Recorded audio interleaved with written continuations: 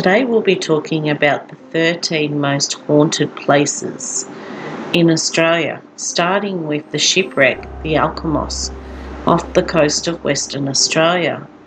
The Alkimos was a merchant ship built in 1934 and had 20 years service at sea before she wrecked off the coast of Perth, Australia. She's not only haunted, she's cursed, and anyone connected with her become jinxed. The Alkimos was built just 10 days. She was meant to be a Liberty ship in the World War II times and built in Maryland, USA, and was originally supposed to be named George Shriver. On the first day of her construction in the Baltimore shipyard, 2 welders were accidentally sealed in between her hulls. Their ghosts have haunted the ship ever since. After World War II, she was sold 2 times. The last purchaser was a Greek shipping line who rechristened her the Alkimos. Once she became known as the Alkimos, more bad things started to happen. A murder-suicide took place aboard, and after this the crew began to see an apparition of a man they named Harry, wearing oilskins, rubber boots and dark green seaman's coat. In 1963, the Alkimos was travelling from Jakarta to Bunbury when she ran aground near Geraldton, Australia. Her propeller was badly damaged.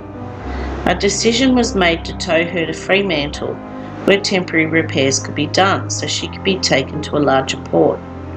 But while awaiting these repairs, she mysteriously caught fire, and when it came time to tow her to Hong Kong, the line between her and the tugboat snapped. The Alkimos then drifted towards the coast. She beached near Yanchep, where it was decided to salvage her instead. To the salvage crews that worked on her, it became apparent that she was haunted. These men often found unseen hands move their tools. Other tools disappeared only to reappear later. These crews stayed on board 24/7 while they worked on the Alkimos. Many of these men would not leave their cabins alone at night. If they did, they heard footsteps would follow them. These footsteps were also climbing ladders when all of the crew were accounted for. Cooking smells and noises were heard in the galley, but when they were investigated, the smells and noises ceased. But once the galley door was shut, they were heard again. Several men that experienced this became so terrified they quit their jobs. Over the following years, the Alkimos was sold 8 times as it lay stranded. A pattern started. Each new owner experienced some grave misfortune once they bought her. Several had to declare bankruptcy, others became gravely ill, but once they sold her, they were no longer troubled. One young couple who lived on board as caretakers briefly had their own misfortune. The wife, who was pregnant, fell and had to be rushed to hospital. Her baby was delivered stillborn. The ghost of Harry started to be seen once more on the ship. Cray fishermen in the area reported seeing a man dressed in oilskins on board the Alkimos. At first they thought he must be a hermit taking refuge on the ship, but when the ship was searched, it was discovered that no one was living on board. It is said that just passing the Alkimos can bring a person bad luck. Herbert Voigt, a resident of Perth, was a long-distance swimmer. He was training in the area near the ship when he disappeared. Later, his skull was found washed up in the wreckage of the ship. Ted Snyder, a member of the US Navy, was doing an assessment to see how much explosive would be needed to blow up the Alkimos rudder and propeller. But when he left to inspect another job, he was killed in a plane crash. An author who was writing a book about the Alkimos visited the wreckage site. Shortly after, he became very ill and nearly died. Countless people who have been near the ship have slipped and fallen or become very ill. Others have drowned. It is stated that horses that are ridden on the beach near the ship become very nervous. They either bolt or refuse to pass the ship. The area around the Alkimos today is still considered haunted and cursed, despite the fact that by the spring of 2007 the ship had disintegrated to the point where it cannot be seen from shore above the waterline. So what's your thoughts on the Alkimos? Is it a haunted and cursed ship, or is it just superstition?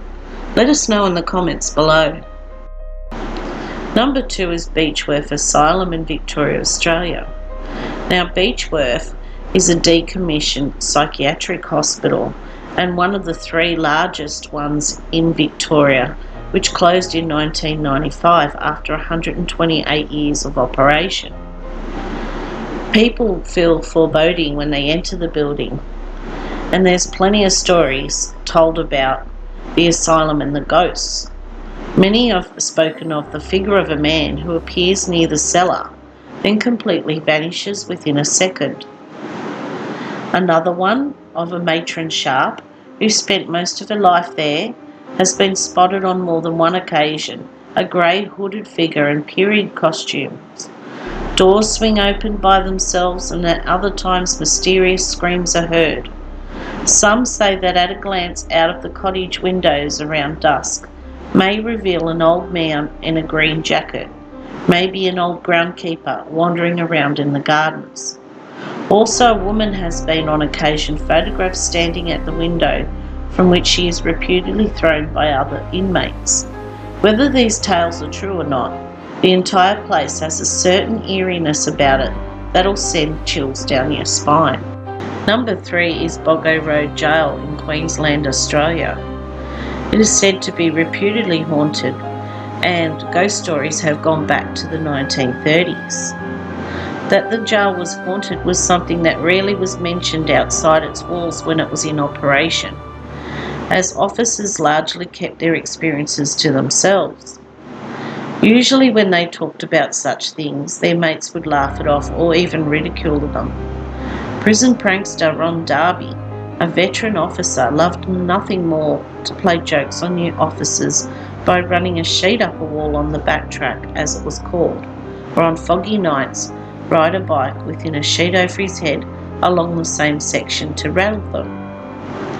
As well as the jokes, the ghost of Ernie Ernest Austin, the last man hanged at Boggo Road and in the state of Queensland in 1913, was said to torment new prisoners at the jail.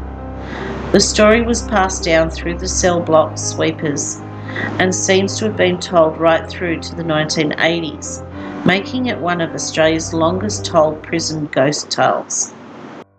People that have visited the prison or attended any of the ghost tours there have had many experiences. Some said they've been touched, grabbed, or even spoken to by the ghosts. Many claim to have seen a female figure on the upper floors of the cell blocks, leading to speculation at who it might be. Ellen Thompson was the only woman executed in Queensland. She paid the ultimate penalty on the gallows in the oldest part of Brisbane prison, which was torn down in the 1970s. Another possibility is that the ghost could be a former staff member, the matron of the women's prison, or a female warder. And perhaps the most unusual haunting is a 3-legged ghost cat, Tripod, who visitors claim has rubbed himself on their legs or been heard meowing. Number 4 is Babinda Boulders, otherwise known as the Devil's Pool in North Queensland, Australia. Now, it looks beautiful and on a blistering hot day would be a lovely place to have a swim. But don't swim there, it's highly cursed, or so they say. According to the Dreamtime legend, the tale goes that a beautiful young girl called Alana married a respected elder, but shortly after they wed, a young handsome man from another tribe came into Alana's life and they fell in love. Realising their adulterous crime, they fled into the valleys. They were caught by the tribe elders, but Alana broke free from her captors and threw herself into the Babinda Boulders, calling for her lover to follow her. As he hit the waters, her anguished cries for her lost lover turned the still waters into a rushing torrent. It is said to be one of Australia's most haunted spots, and it's claimed the lives of at least 19 people since 1959. According to Aboriginal legend, Alana's spirit still guards the boulders, and her calls to her lovers can still be heard. All but 2 of the known victims killed at the popular tourist spot have been male. Legend says that Alana lures people close to her beautiful waters as she forever searches for her own lost lover. The spot where the water foams is believed to be the most lethal during the wet season. But as Aboriginal elders will tell you, it can be dangerous all year round. Elders known the haunted spot as the washing machine, referring to the undercurrent that makes it near impossible for victims to swim to safety.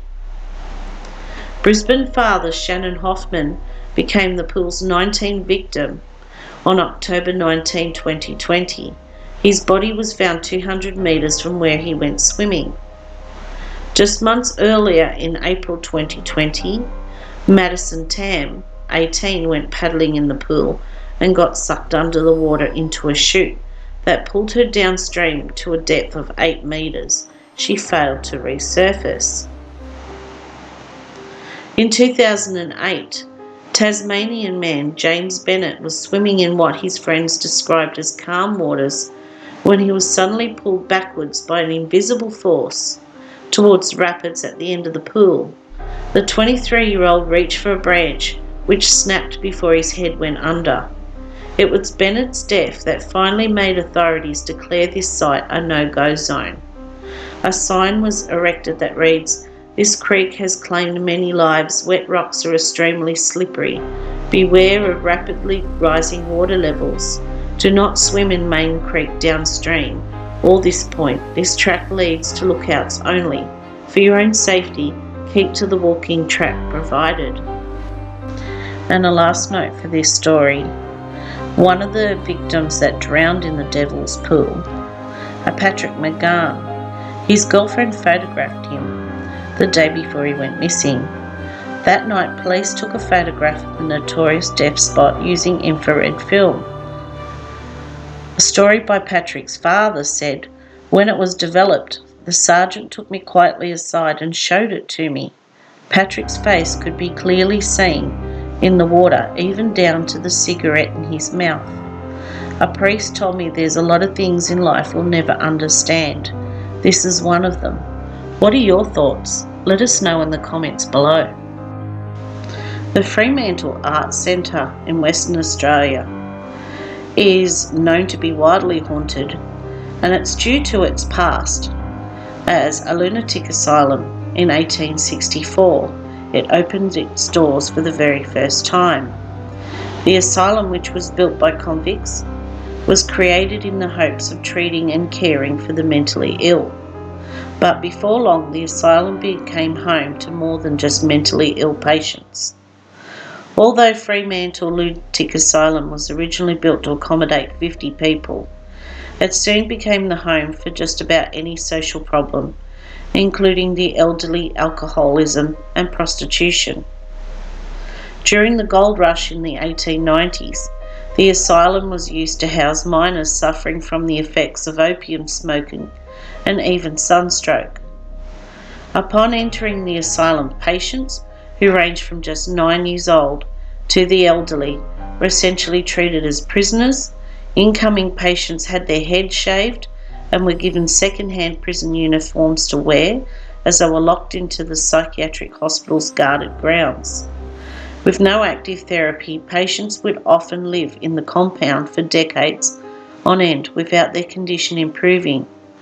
By the turn of the century in 1900, over 200 people were residing in the asylum, with up to 20 people occupying each room. After the Fremantle Lunatic Asylum was closed down in the early 1900s, the convict-built building was used for a number of purposes.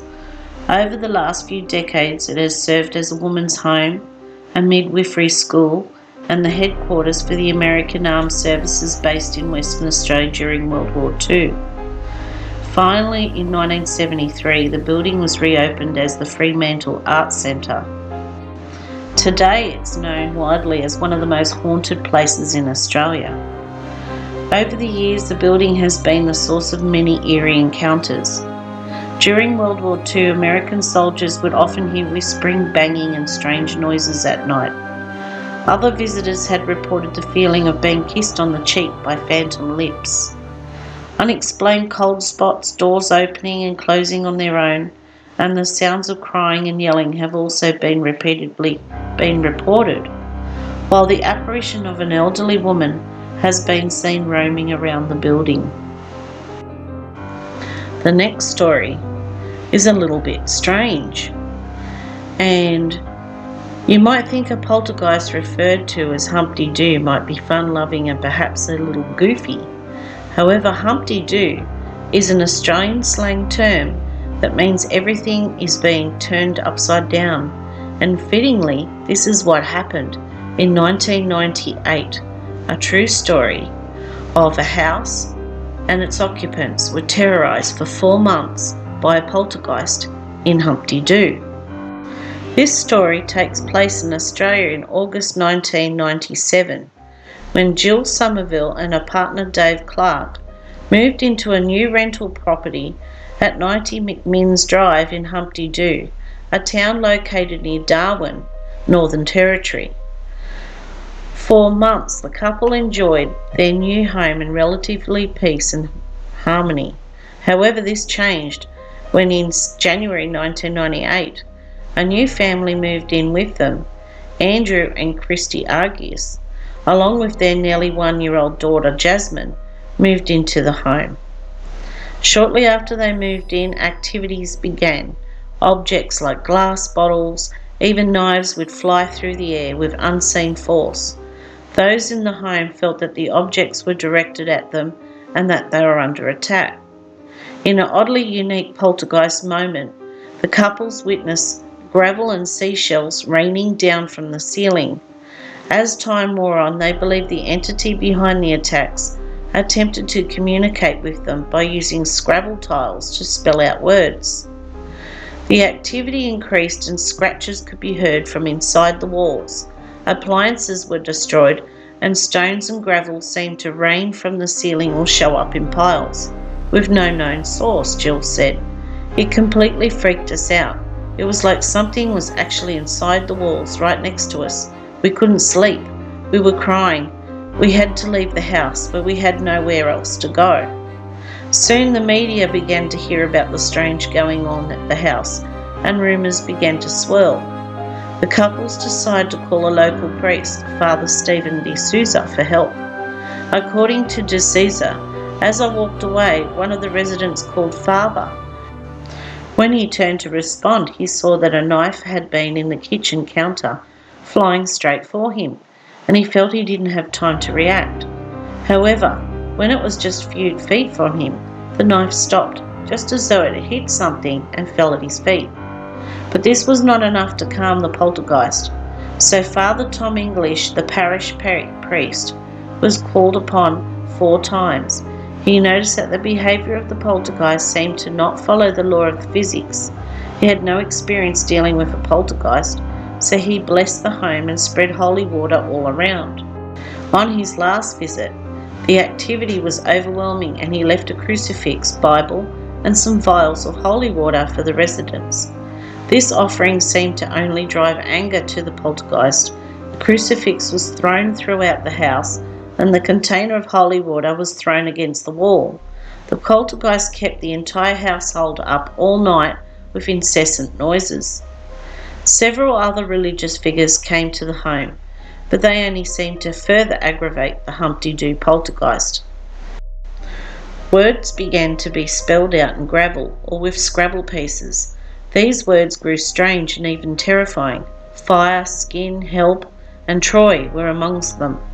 The couple believed this to be a reference to their good friend Troy Raditz, who died in a fire caused by a car accident just a few miles from their property in January 1998. This was a rental house, and as the media began to cover the story, especially after the visit from the priest, the landlord reached out.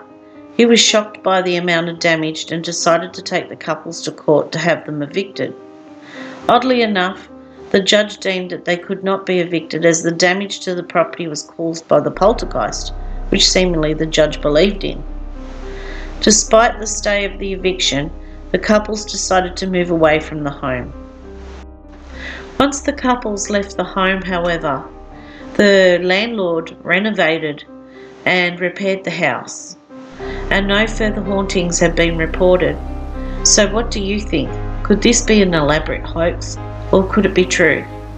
Have you or anyone that you know have had a poltergeist experience? Let us know in the comments. And number 7, we're at Kapunda, South Australia. And Kapunda is a small mining town that is rumoured to be the most haunted town in Australia. And here in the picture is St John's Cemetery. And St John's is meant to be the most haunted cemetery in all of Australia. Where the palm tree is, the cemetery was once overlooked by St John's Church and Presbytery, built in 1854. The presbytery became a school in 1869 and later a reformatory for young girls who had committed minor criminal offences. There was a lot of rumours of abuse going on in the presbytery, so it was closed in 1909. Since then, there has been many rumours of the cemetery being widely haunted, and once the rectory was, until it was pulled down due to vandalism, due to some of the girls being buried there and some of the unknown babies that they had. There was one story in particular of a girl named Ruby Bland who was said to be pregnant to one of the priests and was murdered by him. Ruby Bland is buried in the cemetery and attracts a lot of visitors, but there's no evidence to substantiate what that rumour is. She actually died at 18 of complications due to gallstones in hospital, and there's no other evidence of girls being raped and murdered in the presbytery. However, a lot of ghost hunters have had paranormal experiences in the cemetery. We've had reports of rocks being thrown at them by unseen hands, as well as sights of apparitions caught in photographs. And ourselves, we explored the cemetery one year at night, and we caught what looks like an apparition of a small boy peeking behind a tombstone, which we'll show you now. Let us know in the comments, do you think it was an apparition, or do you think it's pareidolia? Be interested to hear what you think. The next thing we're going to talk about is the phenomenon known around Australia as the Min lights, often seen in outback towns. The lights have been described by witnesses as floating, fast-moving balls of colour that glow in the night sky and stalk people, leaving them feeling confused and frightened. Sometimes the lights are blue and other times they're white or yellow. They have been spotted everywhere, often on the roads in outback town, and people mistake them for a car behind them, only to have them follow them for a period of time, then to disappear. In the Kimberley region in Western Australia, some Aboriginal people believe the Min lights are the spirits of elders. In Queensland, the Bulla Shire Council notifies visitors in the interest of tourism that they are in the land of the Min lights and that they may spot them as they drive for the next 120 kilometres. If any of you have had an experience with Min lights or have had a sighting of them, let us know in the comments. Monte Christo Homestead claims to be Australia's most haunted house.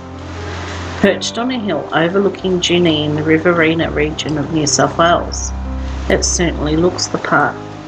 Built by the Crawley family in the 1880s, it's an imposing two-storey Victorian mansion with high ceilings and ornate cast iron balconies. The Ryan family bought it years ago and had many strange phenomena happening there, such as lights turning on and off, unseen doors opening and closing, and apparitions being seen by their children. They've been running ghost tours there for more than 30 years. The house has had lots of tragedies there, such as the maid that was pushed over the balcony and killed by Mrs. Crawley after she discovered the girl was pregnant by her husband, the deranged boy who was kept chained up outside in the barn, the miscarriages suffered by teenage maids after being abused by Mr. Crawley and his sons. People have had this sensation of having to run outside to be sick. Others feel a hand on the small of their back. Reports of strange voices and mysterious shadow figures have also been reported. People think that the Crawleys, the original owners, still live on in the house and haunt their home, and often have had visions of a lady in black telling them to get out of their home, and she's been spotted in people's photos or EVP recorders. So what are your thoughts? Is this the most haunted house in Australia? Number 10, we have the National Film and Sound Archive of Australia in Canberra. And while the building doesn't look too spooky, it has a very dark history. This Canberra icon housed in Australian Institute of Anatomy before 1984, meaning the building collected and stored thousands of body parts, including Farlap, a famous racehorse's heart, Ned Kelly's skull and a mummy from Papua New Guinea. Since a stash of human skulls was in the basement area, ghost hunters report high levels of paranormal activity in that area. The building was commissioned in the 1920s to be the entrance of a National Museum of Zoology.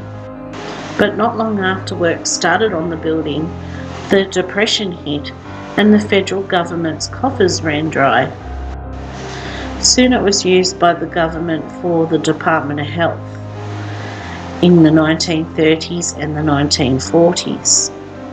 In the 50s and 60s, there was a liver dissection section and an animal testing laboratory.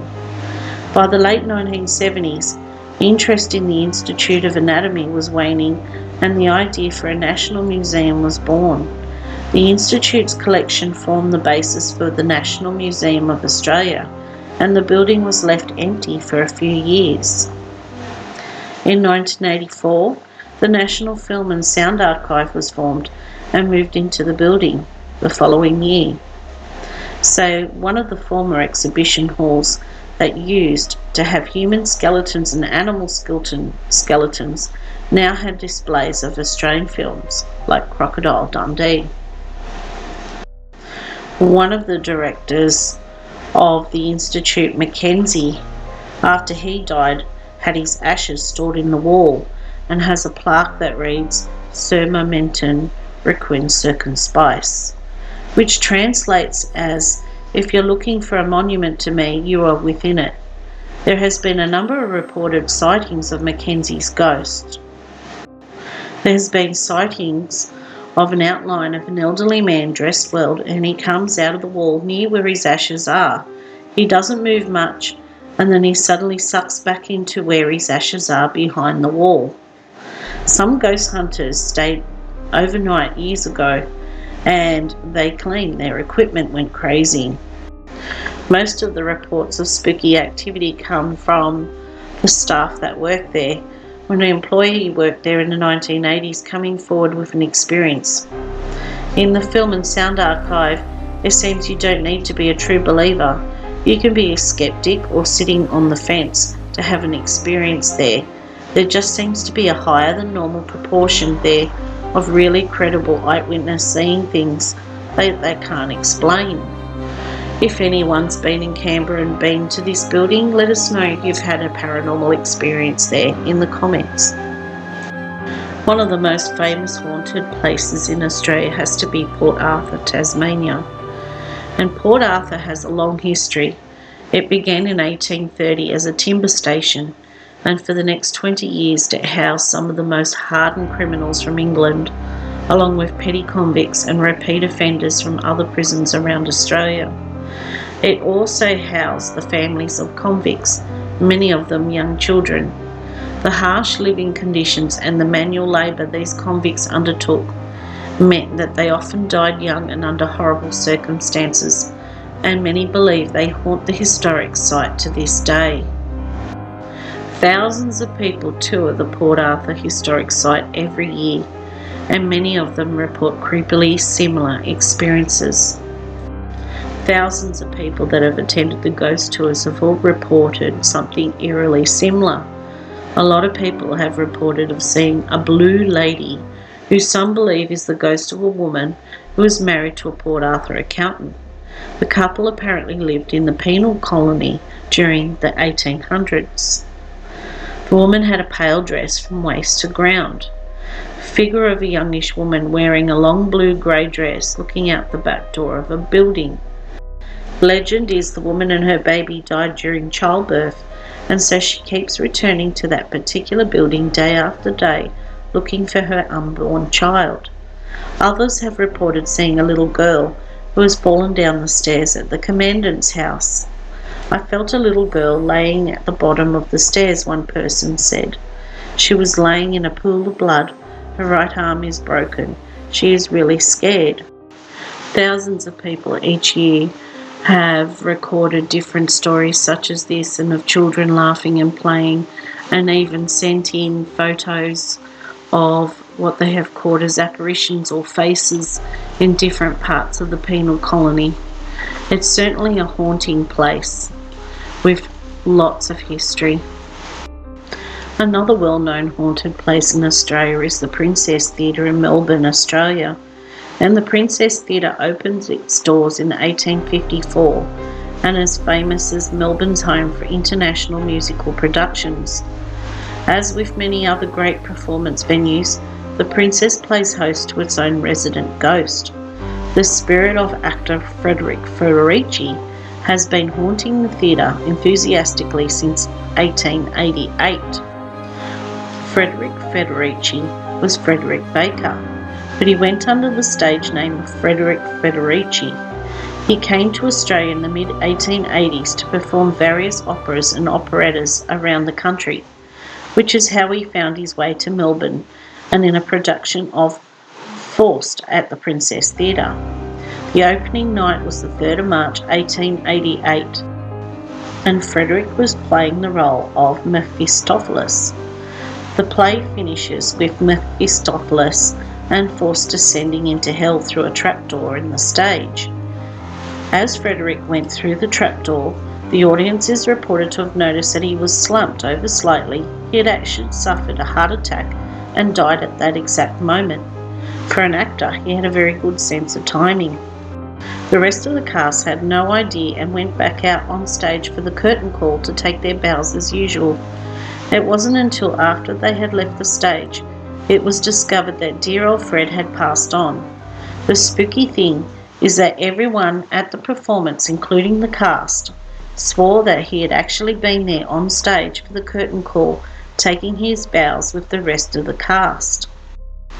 Many of the famous Australian actresses and production performers such as Bert Newton, Marina Pryor, Lisa McCune and many others have reported experiences with Frederick, as well as everyday staff.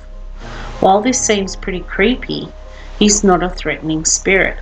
The theatre even has a tradition of saving him a seat for every opening night performance.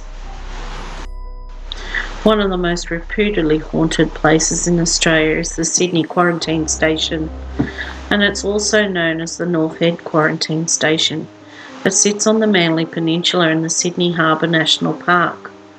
Originally, this was an important location for the local Aboriginal people, whose name for it was Karrinjal.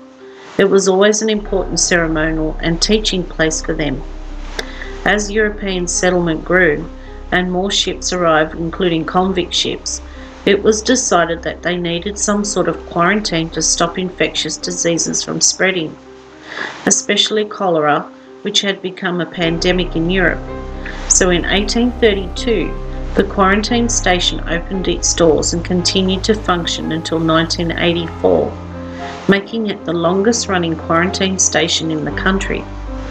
During its operation, it contained diseases such as smallpox, typhus, measles, scarlet fever, and even the bubonic plague from getting out into the general population. It was also the front line for returning World War I soldiers who brought back TB and even the Spanish flu back with them. To help with the containment of these diseases on arriving, people would be showered and with carbolic acid and their luggage fumigated.